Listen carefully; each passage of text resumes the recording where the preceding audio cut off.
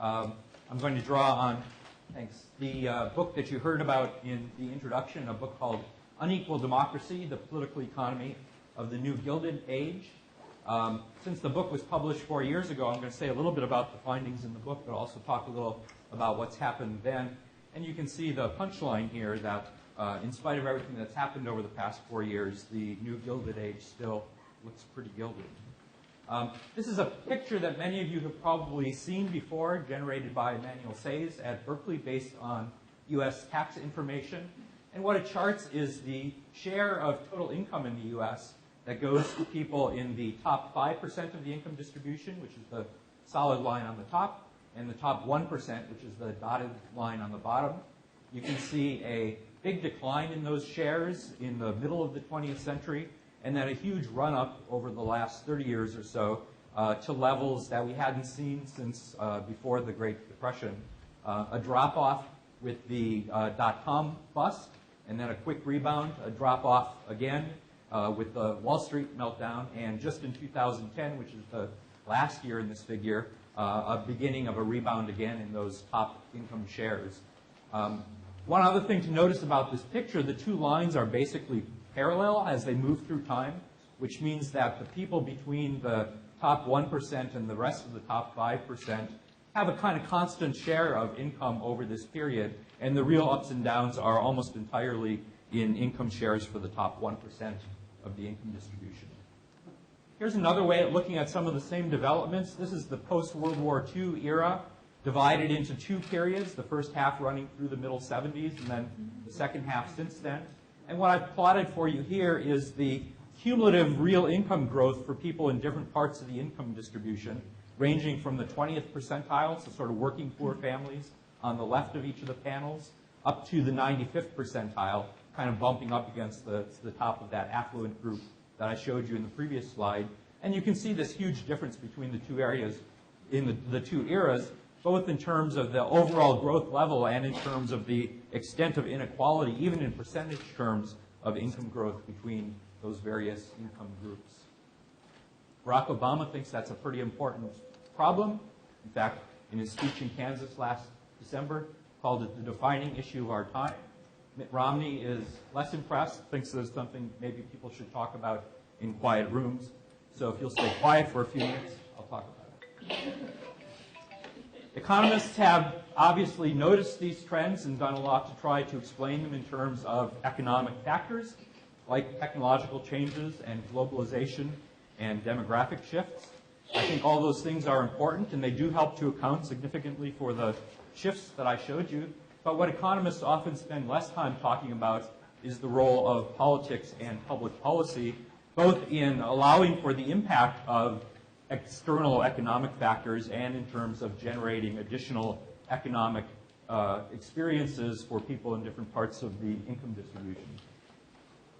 One way to think about the importance of those political factors is to look at what's happened in the rest of the developed world. Obviously, these technological and demographic changes have not occurred only in the US. If you look at other countries, you find that they too have experienced these economic trends, but much more modest increases in inequality because they've responded much more aggressively than the US has in political terms in order to try and blunt the impact of these external economic forces. But looking within the US, we can also just look at how things have gone under different partisan administrations to get some sense of the extent to which different political decisions that Democrats and Republicans pretty consistently have made over the last 60 years have influenced the economic experiences of people in different parts of the income distribution. I'll say parenthetically, for those of you who are political science students, we spend a lot of time teaching our students that electoral competition forces both parties into the center of the ideological spectrum so that their policies are essentially similar. These findings that I'm going to show you, I think, demolish that argument. This is the pattern of income growth for people in different parts of the income distribution, simply tabulating what's happened under Democratic and Republican presidents over the last 60 years up through 2009. So on the far left there, you see the 20th percentile. Under Democratic presidents, the average real income growth annually for people in that part of the income distribution is about 2.5%. And under Republicans, it's less than 0.5%. So the difference here is on the order of 10 times as much real income growth under Democrats by comparison with Republicans for people in that part of the income distribution. For middle-income families at the 40th and 60th percentile of the income distribution, their real incomes have grown about 3 times as fast under Democratic presidents as they have under Republicans. And then when you get up to the top, you see that people who are affluent do pretty well regardless of which party is in power. So big partisan differences, especially for middle income and working poor people. If you simply imagine what would happen if those two different contrasting patterns applied to the entire post-war period, you can see that under the patterns typical of Republican presidents, which is that top line, we'd have even more increasing economic inequality than we've actually observed over this period. We'd be up to the level of what we are pleased to call banana republics or undeveloped democracies with respect to economic inequality. Whereas under the pattern of Democratic presidents, which is the bottom line there, you see that there actually would have been a slight decline in inequality since the 1940s, in spite of all of these unfavorable trends that economists point to. So huge political differences. What accounts for those differences? Well, there are a variety of factors. The most important probably is differences in the macroeconomic policies the two parties typically pursue and the impact of those policies on performance with respect to unemployment and economic growth. Here's a tabulation of what those look like. The unemployment rate under each party, the inflation rate, and the level of GNP growth. You see that inflation is pretty similar under Republicans and Democrats. Unemployment is about 25% higher under Republicans, and GNP growth is about 50% lower on average under Republican presidents. And those differences in unemployment and GNP growth disproportionately affect the real incomes of middle class and working poor people by comparison with affluent people who are more affected by inflation and less by unemployment. There are also important differences in tax policies between Republicans and Democrats. If you think, for example, about the big Bush tax cuts in 2001 and 2003 and the move to a state tax repeal. And there are also differences in various social spending and labor regulations, and maybe most importantly for those people near the bottom of the distribution, differences in the minimum wage law, which has produced real increases in the minimum wage on average under Democratic presidents over this period, and real reductions, substantial reductions in the real value of the minimum wage under Republican presidents. Okay, so here's the political question. If everyone is so much better off under Democratic presidents, why is it that they keep voting for Republicans? And so many of them do. There are a variety of ways to answer that question, but I think maybe the most important and the least understood has to do with the difference between the historic pattern of income growth on average over presidents' entire terms, which is the left panel that I showed you before, and what actually happens in presidential election years, which is the right panel there.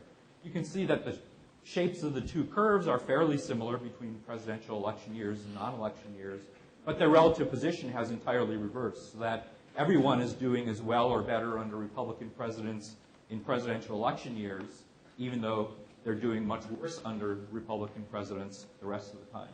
And because American voters are so myopic, their political responses are very heavily focused on what happens in the election year rather than over a president's entire term. This bias has actually contributed greatly to Republicans' electoral success in presidential elections over the last 60 years. Now, obviously, the 2008 election was a pretty dramatic exception to that pattern. Things weren't going so well under a Republican president in 2008. That fact accounts for Barack Obama's election. You can see here the overall historical relationship between election year income growth and presidential election outcomes. The 2008 election is very much consistent with that historic pattern. So I don't think you need all of the pundit talk about a transformation of the political system and the increasing liberal preferences of the American citizens in order to account for Obama's election. Nevertheless, Obama was elected, and so we might ask how the policies that the Obama administration has pursued fit into the partisan pattern that I've described to you. And so I'll just go over some of the examples briefly. The first one is the massive fiscal stimulus that was passed in actually the first weeks of the Obama administration in response to the Wall Street meltdown. A huge policy shift. Most people think that it would have been even bigger if not for the opposition of Republicans in Congress. But calculations based on the estimated economic effect of the stimulus package suggest that it increased GDP by almost 1.5 percentage points in 2009 and by almost 2 percentage points in 2010. And there were a bunch of additional policy responses by the Federal Reserve that had even bigger economic effects. Healthcare reform, which has not mostly been talked about as a policy with big implications for inequality, but actually is, I think, a massively redistributive program, assuming that it actually ever gets implemented in the form that it was passed. Big tax increases on people at the top of the income distribution in order to provide new services for people mostly at the bottom. So a huge shift with respect to inequality. A payroll tax holiday that the president championed in 2011, and after some haggling in Congress was extended through this year. That's especially good for people at the bottom of the income distribution whose tax burden comes mostly from the payroll tax holiday. From the payroll tax. Less good for people at the top of the income distribution, since, as many of you probably know, the payroll tax stops when you get to a certain income level. Lots of talk starting in the 2008 campaign by President Obama and through his administration about selective repeal of the Bush tax cuts, keeping the tax cuts in place for most Americans, but repealing the tax cuts for top income earners. The president has said repeatedly that he wants to do that. He's been thwarted by opposition, mostly from Republicans, but also by Democrats in Congress who didn't want to vote on that in the run-up to the 2010 election, I think for good political reasons. The tax cuts are now scheduled to expire at the end of this year, and so we'll see what happens on that. In all of these areas, if you look at the behavior of members of Congress, you see big differences between Democrats and Republicans, for example, in their support for the stimulus package, which got almost universal support from Democrats, and I think there were 3 Republicans in total who supported it. Healthcare reform, more or less the same way. That's consistent with a general pattern that we observe across the board in the behavior of members of Congress. Huge differences between Republicans and Democrats on issue after issue after issue. So what I've done here is to show you something about the relationship between the liberalism or conservatism of each state in the country, running from the most liberal states on the far left of the picture to the most conservative states on the far right, and the behavior of their senators, roll call votes on all the issues that come before Congress, running from the most liberal on the bottom of the picture to the most conservative on the top of the picture.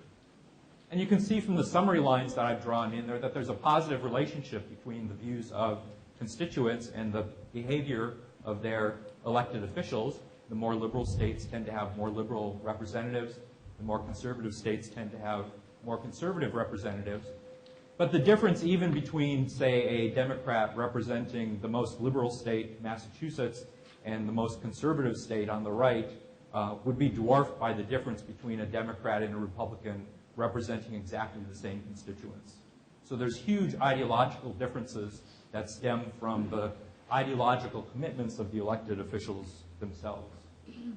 There are also different patterns of responsiveness to these political preferences depending on where in the income distribution people fall. So this is an analysis of the relationship between the preferences of constituents in the bottom, middle, and upper third of the income distribution in each state and the behavior of their senators. You see a big difference with respect to responsiveness to high income preferences, with Republicans about twice as responsive as Democrats are to the preferences of their upper income constituents. Both party senators are moderately responsive to the views of middle income constituents, and neither party senators respond at all, 0, to the preferences of people in the bottom third of the income distribution. Well, now since my book appeared, we've had another big crisis and policy response to that crisis, the Wall Street meltdown. And I think, well, the responses of the Democratic president to what's happened on Wall Street in some ways are quite consistent with the partisan pattern that I've described. They're also consistent with the general pattern of upper income people doing pretty well regardless of which party is in charge. The political and economic resilience of the wealthy, I call it here, as the firemen are putting out the fire at the bank. Here's a record of the phone calls of Tim Geithner, who he was talking to in his first 7 months as Treasury Secretary. 80 contacts with the CEO of Goldman Sachs, JP Morgan, Citigroup, and so on. Some people view that as a kind of corrupt process, but I think the way to think about it is not as reflecting corruption or even reflecting the important role of those people's banks in the crisis, but rather that these were the kinds of people that Geithner had worked with over a long period of time. He knew them, he'd talked to them about all kinds of issues over a long period of time. And so that kind of relationship, I think, is important in thinking about how our public officials are likely to respond, especially to crisis situations where there's so much uncertainty and when the stakes are so high, but also a kind of picture into their day-to-day lives and their worldviews and where they come from sociologically. And perhaps not coincidentally, if we look at the pattern of income growth as we've begun to recover from the Great Recession, we see that overwhelmingly the income gains have gone to people at the top of the income distribution. So in 2010, which is the first year of the rebound, the real incomes of the top 1% grew by 11.6 percentage points. The real incomes of the bottom 99% grew by 0.2 percentage points. And so more than 90% of the income gains in that year went to people in the top 1% of the income distribution. And so as I say, although the new Gilded Age suffered a pretty serious hiccup over the last 4 years, it doesn't seem in any fundamental sense to have become less gilded than it has been over the last 50 or 60 years. I think that's an important point, not only for understanding economic policy, but also for understanding American democracy. Thank you.